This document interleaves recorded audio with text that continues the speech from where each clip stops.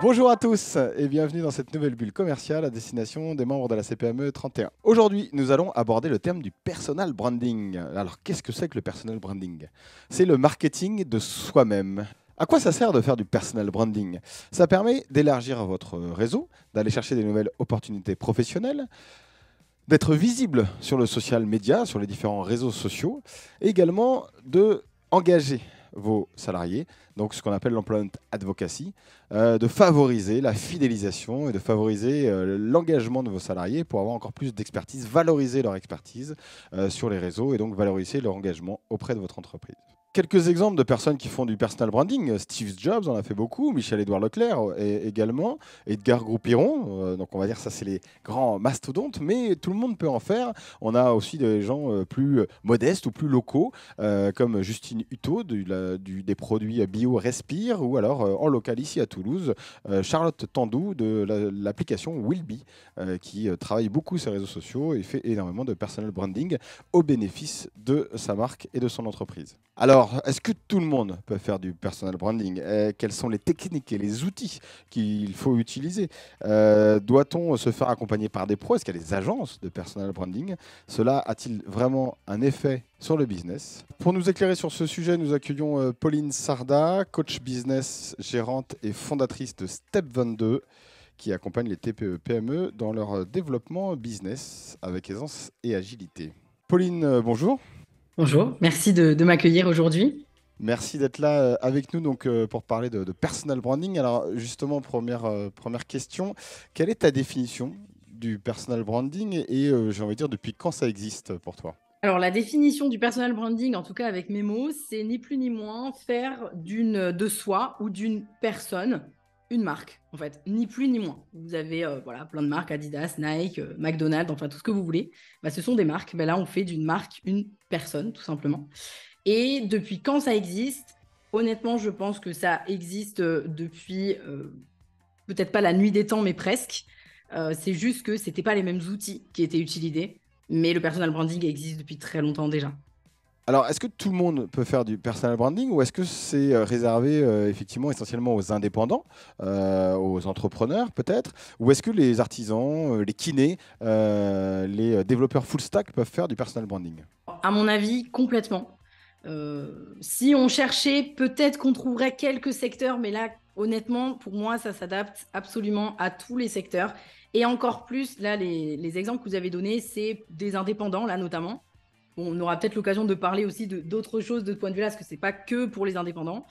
Mais c'est complètement adapté à toutes les professions. Vous parliez tout à l'heure de kiné.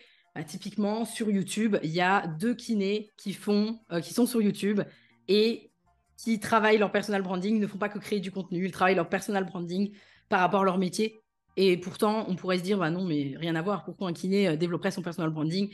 Bah, j'ai envie de dire même encore plus, un kiné devrait le faire. Alors, il y a d'autres professions, mais un kiné, on vient pour la personne qui va s'occuper de nous particulièrement. Donc, c'est encore plus adapté, j'ai envie de dire, pour ces métiers-là, quoi. Oui, comme tu le dis, il y a les kinés, il y a les sportifs. Alors, on le voit sur TikTok, aujourd'hui, ça explose.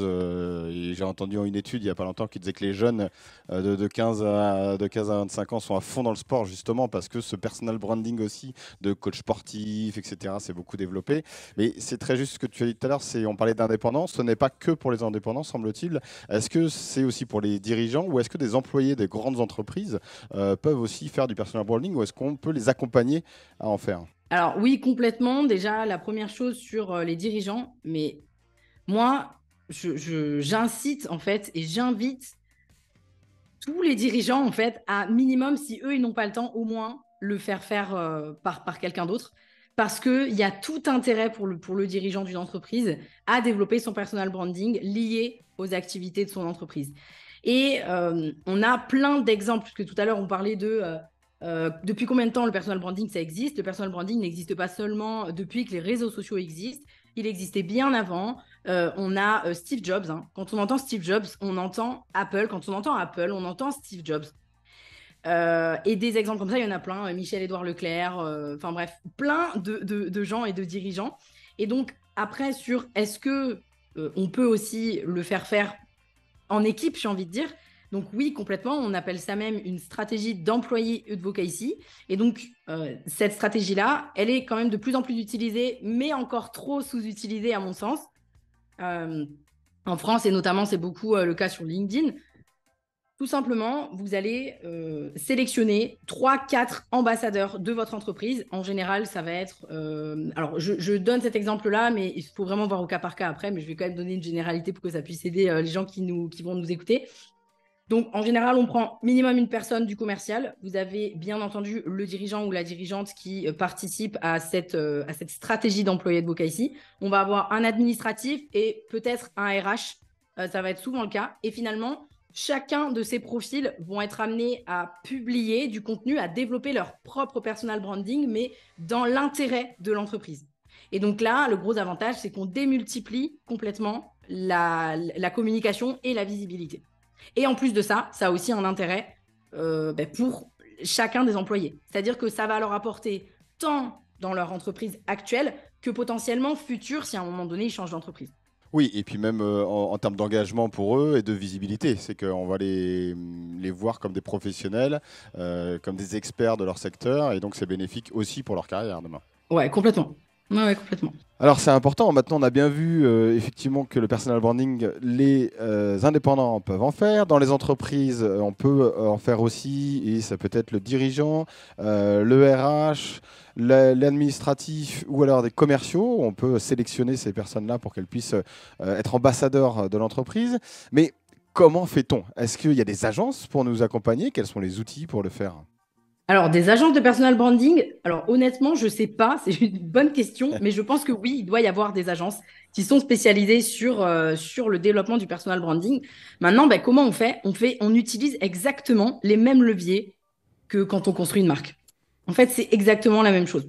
Sauf que là, on le fait pour une personne. Donc, on va venir identifier quels sont les éléments différenciants. Quelles sont les opinions de la personne, parce que les opinions, ça joue énormément, notamment sur LinkedIn, où on parle beaucoup de leaders d'opinion, c'est comme ça qu'on les appelle maintenant. Je préfère ce mot d'ailleurs à influenceur, qui est quand même un peu plus juste.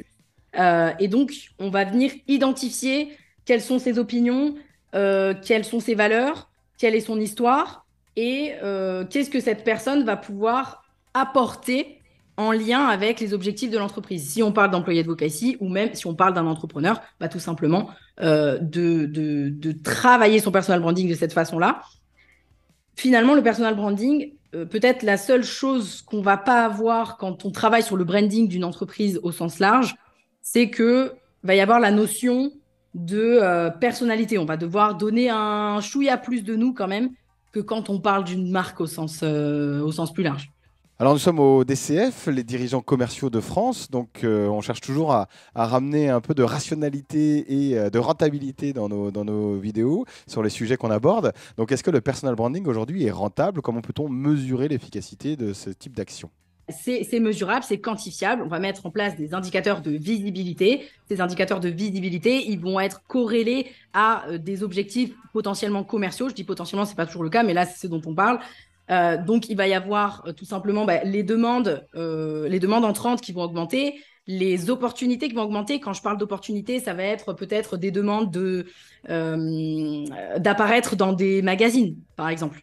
Ça, c'est quand même c'est hyper quantifiable pour le coup. Quand on a des demandes de ce genre-là, alors qu'on n'en avait pas avant, on va avoir aussi les conversations qui sont générées, les leads qui sont générés aussi, parce qu'on peut utiliser son personal branding pour envoyer des leads vers potentiellement des leads magnets, des tunnels de vente, les envoyer dans un parcours d'achat, automatisé ou non automatisé. Mais tout ça, c'est complètement lié en fait. On va travailler sur le marketing conversationnel beaucoup, c'est ce que ça va permettre de générer. En résumé, tout le monde peut faire du personal branding, les entreprises peuvent s'y mettre et c'est mesurable et quantifiable, donc ça a une efficacité et ça dure en plus, ça existe depuis longtemps. Donc les réseaux sociaux effectivement ont peut-être apporté une nouvelle visibilité ou un nouveau terrain de jeu, mais en tout cas c'est quelque chose qui est important et utile pour toutes les entreprises et aussi pour l'engagement, on l'a dit, des employés. Merci beaucoup, Pauline. Alors, juste pour terminer, qui est Pauline Sarda et qu'est-ce que Step 22?